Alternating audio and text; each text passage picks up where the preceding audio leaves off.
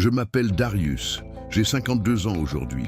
Mais ce que je vais raconter s'est passé il y a une dizaine d'années. Un soir banal d'automne qui a bouleversé toute ma vie. À l'époque, j'étais manutentionnaire dans un entrepôt de la périphérie, payé à l'heure, avec des quarts de nuit qui m'épuisaient le corps et me rongeaient l'esprit. Je vivais avec ma grand-mère malade dans un petit appartement humide dont les murs transpiraient une odeur de moisi et de médicaments. Chaque matin, je me levais avec les articulations douloureuses, les mains couvertes de callosité et l'angoisse sourde de ne pas pouvoir payer les factures. Je me souviens encore du bruit métallique du réveil qui sonnait à 5h30, me rappelant que ma vie n'était qu'une suite de sacrifices.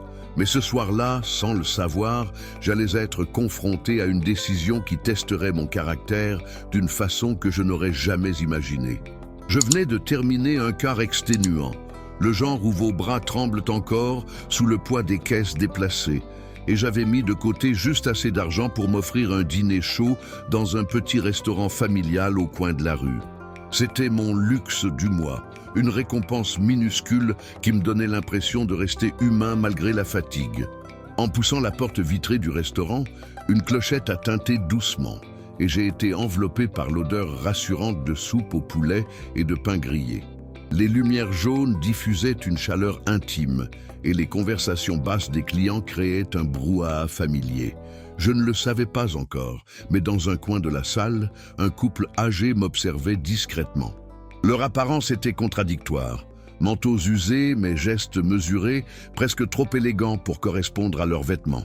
Et à ce moment-là, je n'avais aucune idée que ce simple dîner deviendrait le prélude d'une épreuve invisible.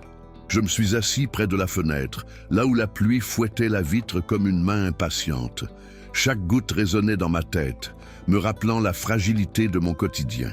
Le serveur, un jeune homme aux cheveux en bataille et au tablier taché de sauce, est venu prendre ma commande avec un sourire fatigué mais sincère. J'ai choisi le menu le moins cher, un bol de soupe et un petit morceau de viande, parce que c'était tout ce que je pouvais me permettre. Pendant que j'attendais, j'ai sorti de ma poche une photo de ma grand-mère, usée au coin, et je l'ai regardée en silence. Elle était tout ce que j'avais, et chaque repas que je m'achetais était un dilemme. Nourrir mon propre corps ou garder ces quelques billets pour ses médicaments. C'est à ce moment-là que j'ai remarqué le couple dans le coin. Ils étaient assis très droits, presque rigides, comme deux statues dans un décor qui ne leur appartenait pas vraiment. L'homme avait un regard sombre, profond, qui semblait calculer chaque détail autour de lui, tandis que la femme, fine et pâle, gardait les mains jointes sur un sac en cuir fatigué, mais orné d'un fermoir doré. Ce contraste m'a frappé immédiatement. Ils avaient l'air de gens qui avaient connu des jours meilleurs, mais quelque chose dans leurs gestes trahissait une discipline, une éducation que je ne voyais jamais dans mon quartier. Et pourtant, malgré cette aura étrange, leurs yeux portaient une ombre de détresse. Leur voix était basse, presque murmurée, mais dans le silence entre deux éclats de vaisselle, j'ai entendu la femme dire qu'il n'avait plus assez pour payer un vrai repas. Sa voix tremblait comme une corde usée, fragile mais digne. L'homme hochait la tête, ses épaules courbées par quelque chose de plus lourd que la simple vieillesse. Ce détail m'a serré la poitrine. J'ai vu ce regard des centaines de fois dans mon quartier, celui de ceux qui essaient de cacher leur faim derrière un peu de fierté. Pourtant, il y avait quelque chose d'étrangement maîtrisé dans leurs paroles, comme si chaque mot était choisi avec soin. J'ai détourné les yeux, gêné de m'immiscer dans leur intimité, mais leur présence avait déjà éveillé en moi une inquiétude sourde. Quand ma soupe est arrivée, la vapeur a couvert mes lunettes et une odeur de légumes mijotés a envahi ma table. J'ai trempé la cuillère, savourant la chaleur qui descendait dans ma gorge fatiguée, mais je ne pouvais plus ignorer ce couple derrière moi. Mon esprit me répétait que ce n'était pas mon problème, que je n'avais moi-même presque rien et que chaque cuillerée m'était précieuse. Pourtant, une petite voix insistait, me rappelant les soirs où ma grand-mère avait partagé son propre repas avec moi, même malade, même faible. À cet instant, je n'avais pas encore conscience que ce dilemme apparemment banal allait décider du reste de ma vie. Je me suis retourné discrètement et j'ai vu la femme sortir un petit porte-monnaie usé. Elle l'a ouvert avec lenteur, révélant seulement quelques pièces ternies qui tintaient faiblement contre le cuir. Son mari a posé sa main sur la sienne pour la refermer avec ce geste protecteur et douloureux qui disait plus que des mots. Ce n'est pas possible. Leurs assiettes restaient vides, et pourtant ils continuaient à s'asseoir là comme pour s'accrocher à l'illusion d'un repas partagé. Je sentais ma gorge se nouer, chaque gorgée de ma soupe devenait plus lourde, presque amère. Je savais ce que ça voulait dire de compter les centimes, de faire semblant devant les autres. Mais dans leur attitude, il y avait autre chose, une patience étrange, comme s'ils attendaient quelque chose que je ne pouvais pas encore deviner. Je me suis souvenu d'un soir précis de mon enfance, quand ma mère avait donné sa propre part de pain à un voisin affamé. Elle m'avait dit « Ce que tu donnes dans la misère, c'est ce qui compte vraiment ». Cette phrase résonnait dans ma tête alors que je regardais mon assiette. Mon ventre criait famine, mes muscles réclamaient cette énergie, mais je sentais que si je tournais le dos à ce couple, j'allais perdre une part de moi-même. Le serveur est passé près de leur table, et j'ai vu l'homme détourner le regard, comme honteux de ne rien commander. C'était insoutenable. Je ne le savais pas encore, mais ce simple choix entre garder mon repas ou le leur offrir allait ouvrir une porte que je n'avais jamais imaginée. J'ai pris une grande inspiration, comme si je m'apprêtais à plonger dans une eau glacée. Puis, sans trop réfléchir, j'ai fait signe au serveur. Ma voix a tremblé quand j'ai dit « Apportez-leur ce qu'ils veulent, mettez-le sur ma note ». Le jeune serveur m'a regardé avec surprise, ses yeux écarquillés. Puis un léger sourire a adouci ses traits fatigués. Il a hoché la tête, presque complice, avant de se tourner vers eux. Je sentais mon cœur battre dans mes tempes, comme si j'avais commis une folie irréversible. En réalité, je venais de sacrifier mon seul repas du mois. Mais étrangement, une chaleur m'a envahi, comme si ce geste avait rallumé une étincelle que la routine et la pauvreté avaient éteinte depuis longtemps. Le couple a levé les yeux vers moi lorsque le serveur leur a apporté 2 plats fumants. Leurs regards se sont accrochés aux miens, lourds de quelque chose que je n'arrivais pas à déchiffrer. La femme a incliné légèrement la tête, ses yeux gris brillants d'une gratitude muette, tandis que l'homme esquissait un sourire énigmatique, presque calculé. Ce n'était pas la gratitude ordinaire que j'avais l'habitude de voir. Il y avait dans leurs pupilles une intensité troublante, comme si j'avais déclenché une réaction qu'ils attendaient depuis longtemps. Je n'ai pas su quoi penser à ce moment-là. Tout ce que je savais, c'est que j'avais faim, mais que pour une raison inconnue, je ne regrettais pas mon choix. Je les observais du coin de l'œil pendant qu'ils mangeaient. Leurs gestes étaient mesurés, précis, comme s'ils suivaient un rituel invisible. L'homme découpait sa viande avec une lenteur presque cérémoniale, tandis que la femme portait chaque bouchée à sa bouche comme si c'était la première nourriture digne depuis des semaines. Pourtant, il y avait une élégance dans leurs mouvements, une grâce discrète qui trahissait une habitude ancienne de repas bien plus raffinée. De temps en temps, leurs regards se croisaient et un sourire complice passait entre eux, comme un langage silencieux auquel je n'avais pas accès. J'avais la sensation étrange d'assister à une scène plus grande que moi, comme si quelque chose se jouait au-delà d'un simple repas partagé. Quand leurs assiettes furent presque vides, l'homme se pencha légèrement vers moi. Sa voix était grave, mais étonnamment douce. « Merci, jeune homme. Peu de gens auraient fait ce que vous avez fait ce soir. » Sa femme ajouta avec un timbre qui mélangeait fragilité et autorité, « Vous avez un cœur rare. » Ces mots, pourtant simples, me firent frissonner. Je ne savais pas pourquoi, mais ils résonnaient avec une intensité disproportionnée, comme s'ils portaient un poids secret, un sens caché que je ne pouvais pas encore comprendre. Je baissai la tête, gêné, en marmonnant que ce n'était rien. Mais au fond de moi, je sentais que ce n'était pas terminé. Après avoir terminé leur repas, ils ne se sont pas levés tout de suite. Au contraire, ils sont restés assis, immobiles, comme si le temps lui-même s'était suspendu autour d'eux. L'homme a sorti de sa poche intérieure un vieux carnet à la couverture de cuir, marqué d'un blason doré presque effacé par les années. Il l'a ouvert avec une lenteur volontaire, Et j'ai vu qu'il n'y avait pas seulement des notes, mais aussi des sceaux, des signatures, des pages épaisses qui n'avaient rien à voir avec un simple carnet de pauvres. Je n'ai pas pu m'empêcher de me demander ce que deux personnes, soi-disant en détresse, faisaient avec un objet aussi singulier. Une intuition m'a traversé. Quelque chose clochait. La femme, elle, s'est tournée vers moi et m'a observé longuement. Son regard n'était pas celui d'une mendiante reconnaissante. C'était un regard qui scrutait, qui pesait, comme si elle évaluait chaque trait de mon visage, chaque hésitation de mes gestes. Je sentais mes mains devenir moites, ma respiration se faire plus lourde. J'ai eu cette sensation étrange, la même qu'enfant quand le directeur de l'école me fixait pour savoir si je mentais. Un mélange d'inconfort et de vulnérabilité. À ce moment-là, j'ai su que ce soir n'était pas un simple hasard. J'étais examiné, testé, et je ne savais pas encore pourquoi. Le silence entre nous s'épaississait, seulement brisé par le cliquetis des couverts rangés dans la cuisine et le vent qui faisait claquer l'enseigne du restaurant dehors. Puis l'homme a refermé brusquement son carnet, le posant sur la table avec un son sourd qui m'a fait sursauter.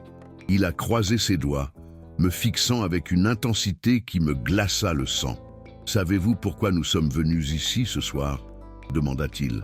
Sa voix résonnait ferme et contrôlée, mais avec une nuance d'étrangeté. Je n'ai pas su quoi répondre, j'ai simplement secoué la tête, le cœur battant à tout rompre. À cet instant, je n'avais aucune idée que cette question n'était que la première étape d'une révélation qui allait bouleverser toute ma conception de la vie. La femme, sans quitter mes yeux, a ajouté « Peu de gens remarquent vraiment ce qui se passe autour d'eux. Vous avez vu, vous avez agi. » Ces mots s'infiltraient en moi comme une encre indélébile. Je me sentais à la fois fier et terrifié, comme si j'étais entré dans une pièce dont je ne connaissais pas la sortie. J'avais seulement offert un repas, mais eux me parlaient comme si j'avais franchi une barrière invisible. Leur manière de s'exprimer, leur choix de mots, avaient un poids inhabituel, presque solennel. Ce n'était plus une conversation entre inconnus, c'était une épreuve silencieuse, et je sentais que chaque seconde comptait. Je me suis adossé à ma chaise, tentant de masquer mon malaise, mais mes mains trahissaient ma nervosité en jouant machinalement avec la serviette en papier. L'homme a esquissé un sourire discret, presque imperceptible, puis il a dit d'une voix basse « La vraie valeur d'un homme se mesure quand il n'a rien à donner, et pourtant, il donne quand même. » Ces mots ont traversé ma poitrine comme une flèche. Ce n'était pas une simple phrase de gratitude, c'était une maxime, quelque chose appris et répété, comme une vérité ancestrale. J'ai senti un frisson courir le long de mon dos. Pourquoi ces inconnus parlaient-ils comme des sages déguisés en pauvres? Plus je les écoutais, plus la réalité semblait se fissurer autour de moi.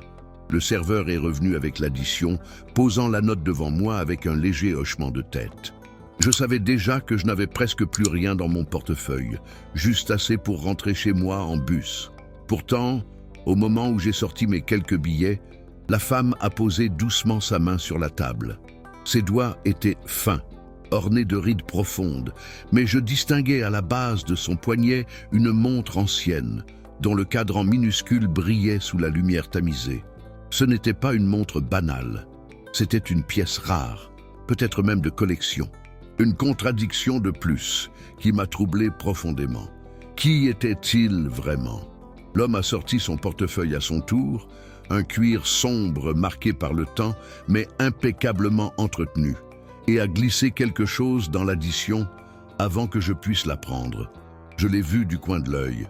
Ce n'était pas de simples billets froissés, mais plusieurs coupures nettes, beaucoup plus que le prix du repas. Considérez que ce soir, c'est nous qui vous remercions, dit-il avec un calme qui contrastait brutalement avec ma confusion. Mon esprit se bousculait. Comment des personnes qui semblaient incapables de payer leur propre dîner pouvaient sortir autant d'argent sans hésiter? Tout cela n'avait plus aucun sens. J'ai ouvert la bouche pour protester, mais la femme m'a devancé. Elle a incliné la tête, ses yeux clairs fixant les miens avec une intensité presque maternelle, et elle a murmuré « Ce n'est pas de l'argent, Darius, c'est une invitation. » Le fait qu'elle connaisse mon prénom m'a figé sur place. Mon cœur s'est emballé, mes pensées se sont embrouillées. Je ne leur avais jamais dit comment je m'appelais. Le serveur non plus. À ce moment-là, une certitude glaciale m'a traversé. Ces deux inconnus savaient déjà qui j'étais avant même que je franchisse la porte du restaurant. Je suis resté figé, la cuillère encore entre mes doigts, incapable de formuler la moindre réponse. Le bruit de la pluie contre la vitre semblait s'être amplifié, chaque goutte résonnant comme un avertissement. Comment pouvait-il connaître mon nom? Mon esprit passait en revue chaque possibilité. Le serveur? Un hasard? Non, c'était impossible. Leur manière de me regarder, de peser chacun de mes gestes, montrait qu'ils savaient bien plus que ce qu'ils laissaient paraître. J'avais l'impression d'être assis à une table de jeu dont je ne connaissais pas les règles, mais où chaque mouvement était scruté avec une précision implacable. L'homme s'est penché légèrement vers moi, et son parfum discret, un mélange de tabac vieilli et de bois de santal, m'a frappé. Ce n'était pas l'odeur d'un pauvre errant, c'était celle d'un homme habitué à un certain raffinement. « Nous cherchions quelqu'un comme vous », dit-il calmement, presque comme s'il annonçait une évidence. J'ai dégluti avec difficulté, incapable de détacher mes yeux de ce carnet de cuir posé devant lui. J'avais l'impression qu'il contenait des réponses, mais aussi des secrets dangereux. La femme, elle, a simplement esquissé un sourire, ce genre de sourire qui ne rassure pas, mais qui vous fait comprendre que votre vie est sur le point de changer. Je sentais mon estomac se tordre, non pas de faim cette fois, mais de cette tension sourde qui vous donne envie de fuir et de rester en même temps. L'homme a fait glisser lentement le carnet vers moi, comme s'il me tendait une clé invisible. Je n'ai pas osé le toucher. Sur la couverture, le blason doré reflétait la lumière, dessinant des formes que je n'arrivais pas à identifier. « Ce que vous avez fait ce soir n'est pas anodin », dit-il d'une voix ferme. « Vous avez choisi de donner alors que vous n'aviez rien. » Sa phrase résonnait comme un verdict. Mes mains tremblaient, mes pensées s'entrechoquaient. Comment un simple repas pouvait-il prendre une telle ampleur? La femme, d'un geste mesuré, a ouvert le carnet à une page marquée par un ruban rouge. Il y avait des listes de noms, des signatures élégantes et à côté des annotations écrites d'une main fine et régulière. J'ai eu le souffle coupé en voyant mon propre prénom inscrit, suivi de détails que seuls moi et ma grand-mère pouvions connaître. Mon emploi, mes dettes, jusqu'aux médicaments exacts qu'elle prenait chaque soir. Mon cœur a raté un battement. Je les ai regardés, incrédules, la voix brisée. « Qui êtes-vous » Mais au fond de moi, je savais déjà que ma vie venait d'entrer dans une dimension que je ne contrôlais plus. L'homme a croisé ses mains devant lui, ses yeux sombres fixés dans les miens avec une intensité qui me clouait sur place. « Nous ne sommes pas ce que nous paraissons », dit-il calmement, presque comme une confession. « Nous testons les cœurs, pas les poches. » Cette phrase, simple en apparence, a déclenché en moi un vertige indescriptible. Tout tournait, le repas, le carnet, mon nom inscrit parmi d'autres. Je n'étais pas seulement un client qui avait offert un dîner, j'étais devenu le protagoniste d'une épreuve dont j'ignorais encore les règles et l'issue. Je sentais mes paumes humides collées à la table, et une peur primitive me soufflait de me lever et de partir. Mais mes jambes restaient figées. La femme reprit la parole. Sa voix douce mais tranchante comme une lame de verre. Peu d'hommes dans votre situation auraient fait ce choix. Vous aviez faim, vous étiez épuisé, et pourtant vous avez donné. Ces mots percèrent mes défenses comme si elle avait vécu ma journée à ma place. Elle savait, tout, elle savait.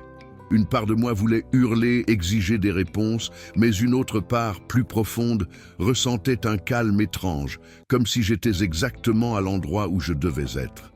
Ce paradoxe me rongeait. Étais-je victime d'un piège ou bénéficiaire d'une chance inimaginable? L'homme s'est légèrement redressé et dans son geste, j'ai remarqué à nouveau sa montre dissimulée sous sa manche.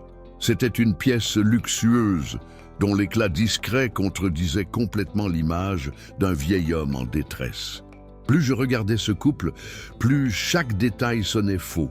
Leurs vêtements usés, certes, mais parfaitement ajustés, leurs chaussures polies malgré les semelles anciennes, leur diction impeccable, sans la moindre hésitation. Tout cela formait un puzzle qui ne collait pas à la misère. J'ai compris à cet instant que leur pauvreté n'était qu'un masque, une façade montée avec une précision calculée. Mon souffle s'est accéléré. Pourquoi m'avoir choisi, moi? La femme a reposé sa main sur le carnet et l'a refermé doucement, comme on scelle un secret. Puis elle m'a dit, « Ce que vous voyez là n'est qu'un fragment.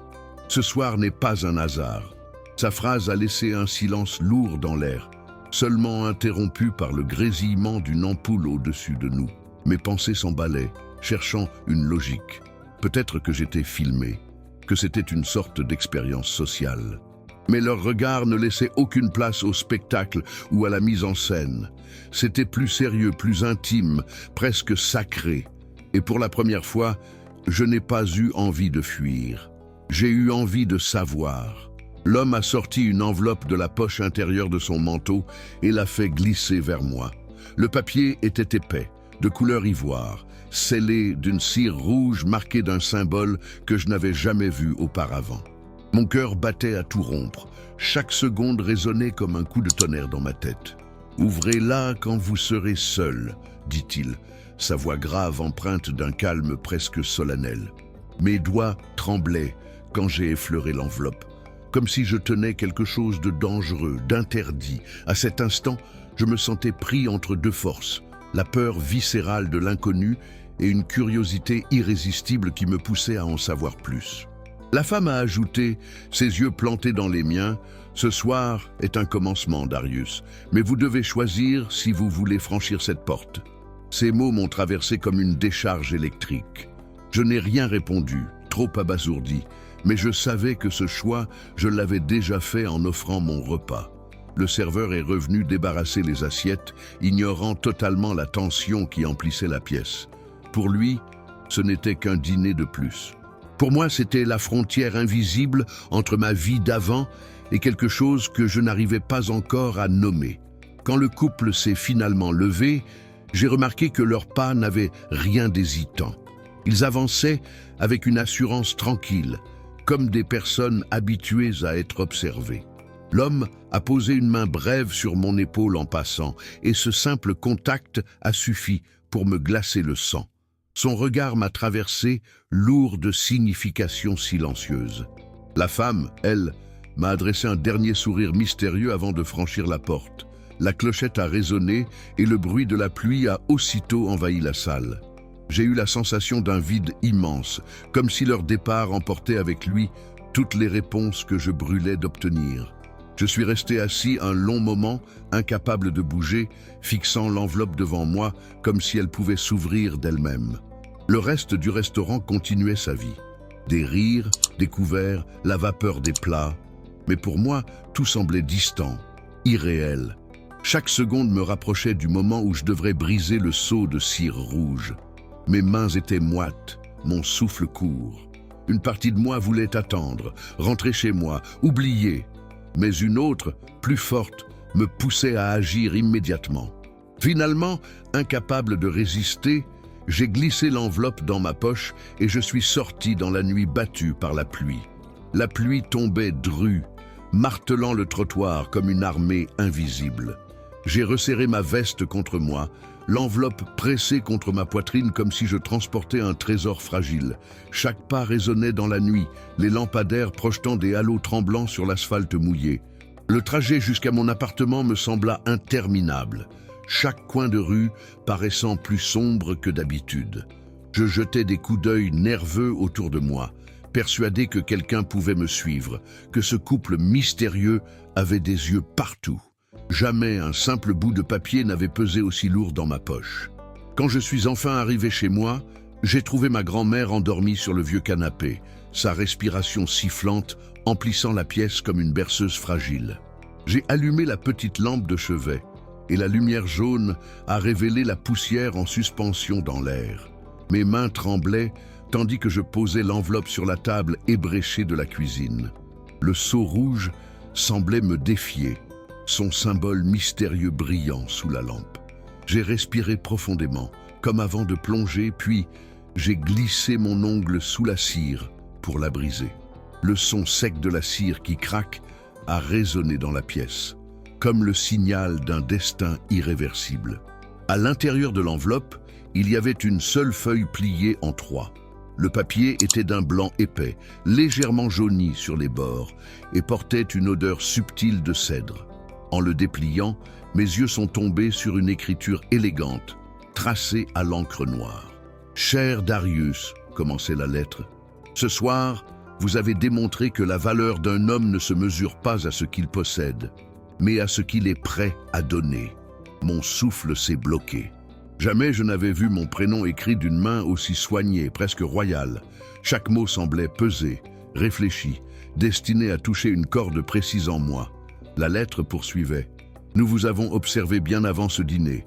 Votre vie, vos luttes, vos sacrifices pour votre grand-mère ne nous sont pas inconnus. Vous croyez n'être personne, mais vous êtes exactement l'homme que nous cherchons. » Mes mains tremblaient en suivant chaque ligne, mon cœur battant comme un tambour. Je levai les yeux vers le plafond jauni de mon appartement, incapable de comprendre comment des inconnus pouvaient savoir autant de détails intimes sur ma vie. La lettre se terminait par une phrase qui m'a glacé. « Si vous acceptez, venez demain à l'adresse indiquée. Votre avenir ne sera plus jamais le même. » Je suis resté assis pendant des heures, la lettre ouverte devant moi, incapable de fermer l'œil. Chaque mot résonnait comme une énigme. Observer, avenir, accepter. Était-ce une secte, une escroquerie ou bien une chance? Le doute et l'espoir se mélangeaient en moi comme deux courants contraires. Dehors, la pluie avait cessé, mais le silence de la nuit semblait encore plus lourd que les gouttes. Je me suis levé plusieurs fois pour jeter la lettre à la poubelle, puis je l'ai reprise, incapable de m'en détacher.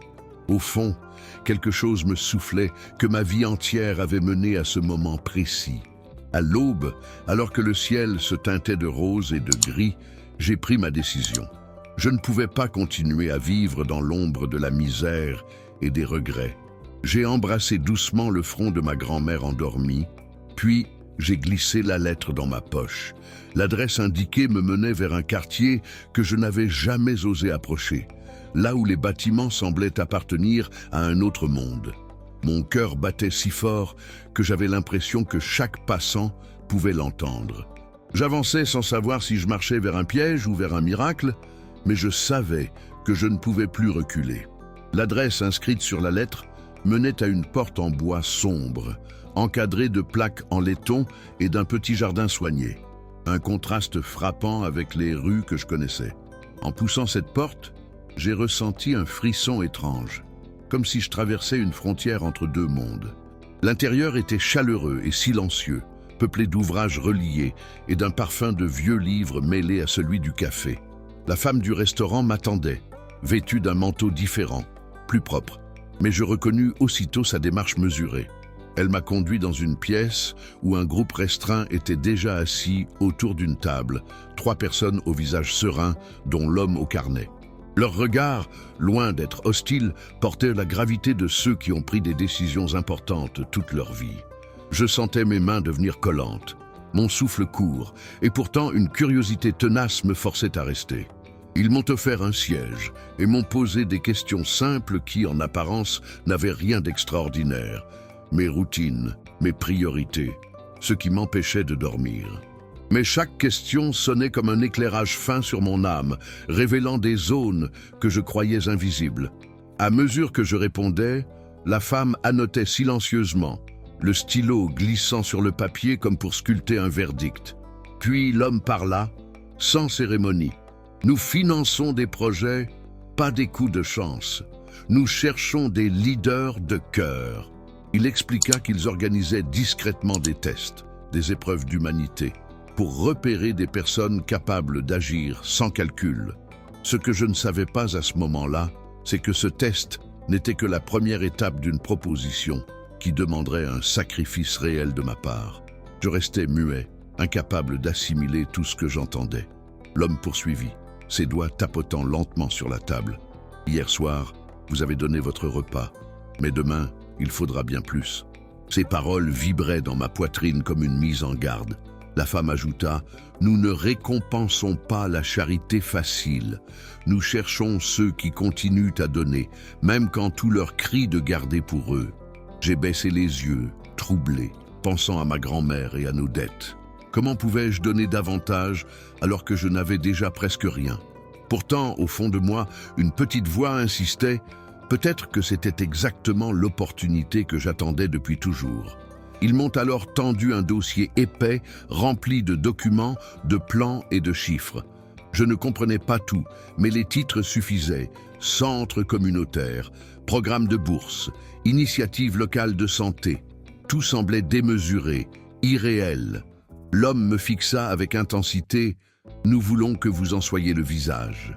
Mais avant cela, vous devez choisir de prendre cette responsabilité, pas pour vous, pour les autres. Mon souffle s'est coupé. Moi, un simple manutentionnaire, je n'avais jamais dirigé quoi que ce soit. Et pourtant, leur regard ne laissait aucun doute. Ils croyaient en moi, ou plutôt ils me mettaient à l'épreuve. Je me suis souvenu de toutes les fois où j'avais rêvé d'une vie différente, mais où la réalité m'avait écrasé avec ses factures et ses quarts de nuit. Maintenant, devant moi, on me proposait une chance de changer non seulement ma vie, mais celle de toute une communauté. Pourtant, l'idée me terrifiait. Et si je n'étais pas à la hauteur? Et si je gâchais cette opportunité? La femme sembla lire dans mes pensées. « Le courage n'est pas l'absence de peur », dit-elle doucement, « c'est avancer malgré elle. » Ces mots sont tombés dans mon cœur comme une graine prête à germer. J'ai levé les yeux et j'ai senti pour la première fois depuis des années une étincelle d'espoir brûler en moi. Ils m'ont laissé la nuit pour réfléchir. En sortant du bâtiment, l'air froid m'a frappé au visage et chaque pas résonnait comme une décision que je n'avais pas encore prise.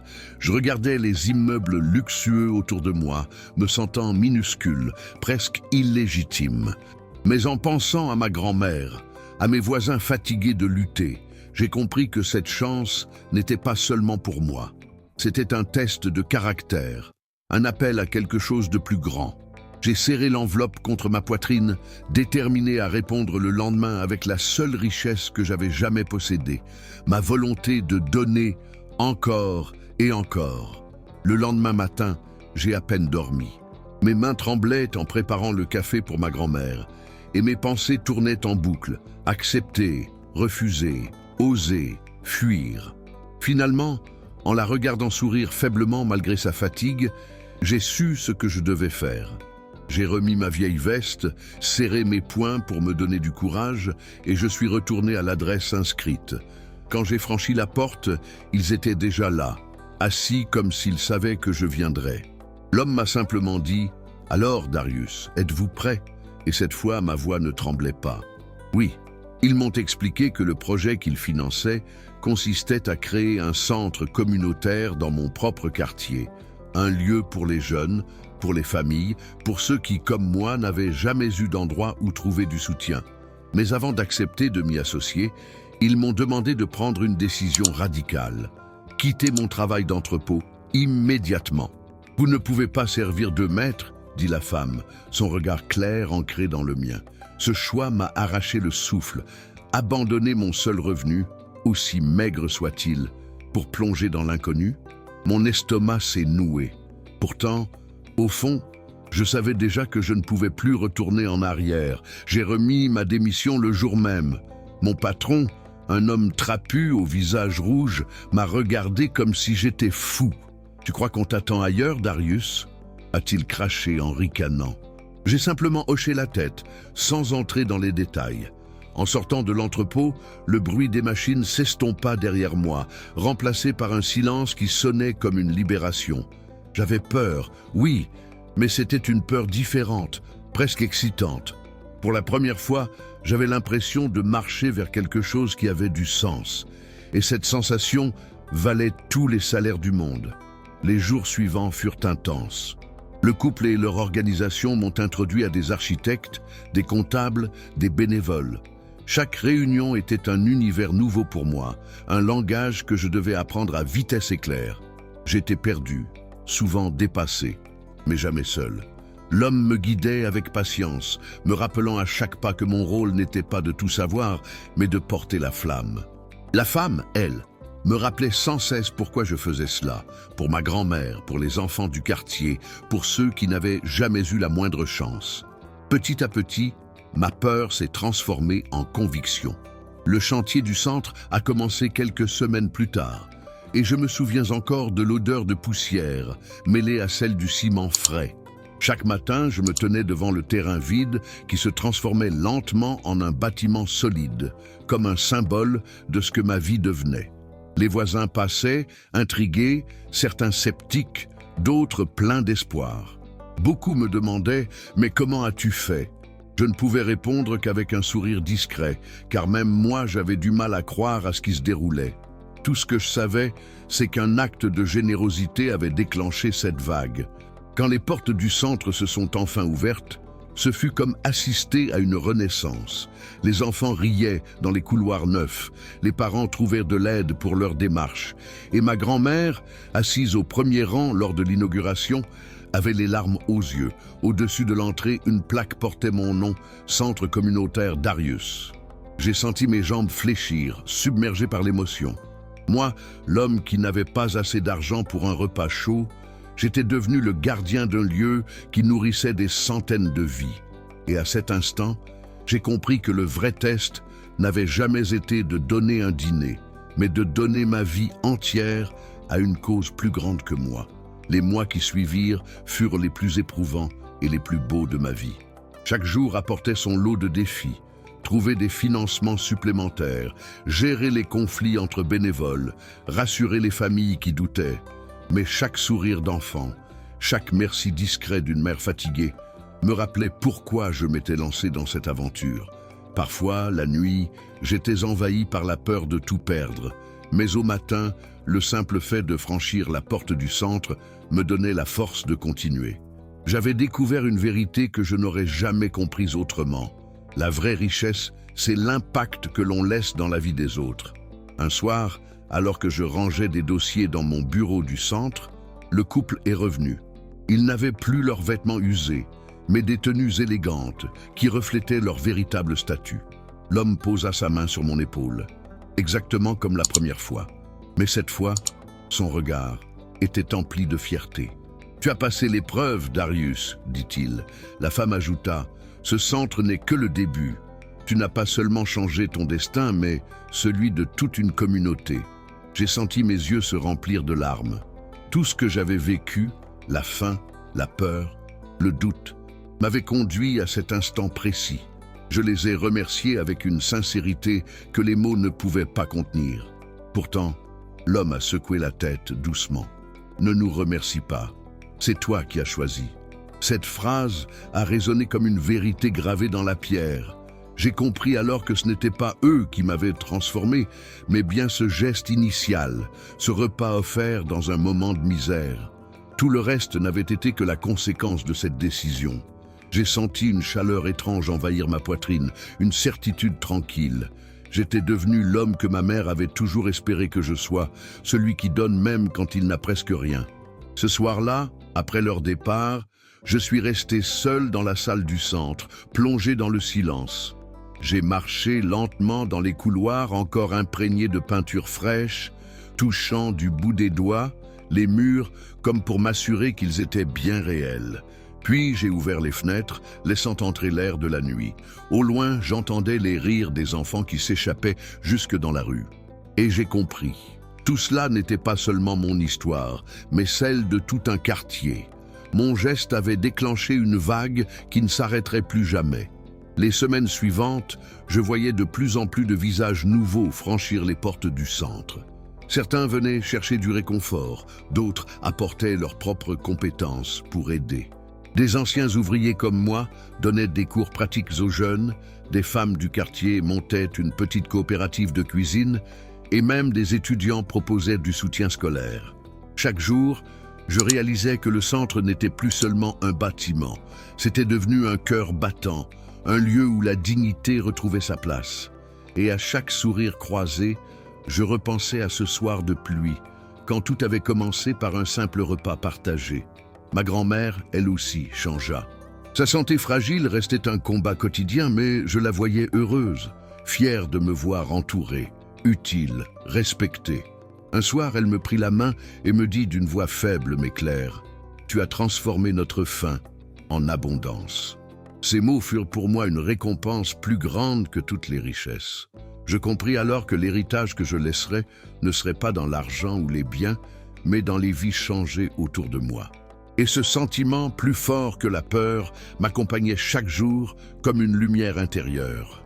Aujourd'hui, des années plus tard, je raconte cette histoire non pas pour être admiré, mais pour rappeler une vérité que j'ai apprise au prix de mes propres sacrifices. Un geste, même minuscule, peut déclencher une révolution silencieuse. Quand je traverse le centre et que je vois des enfants courir, des familles s'entraider, des sourires éclore, là où régnait autrefois la lassitude, je repense à cette soupe chaude que je n'ai jamais mangée. Et je me dis que ce n'était pas une perte, mais le meilleur investissement de ma vie. Ce repas offert, c'était la graine qui a fait fleurir tout ce que je vis aujourd'hui.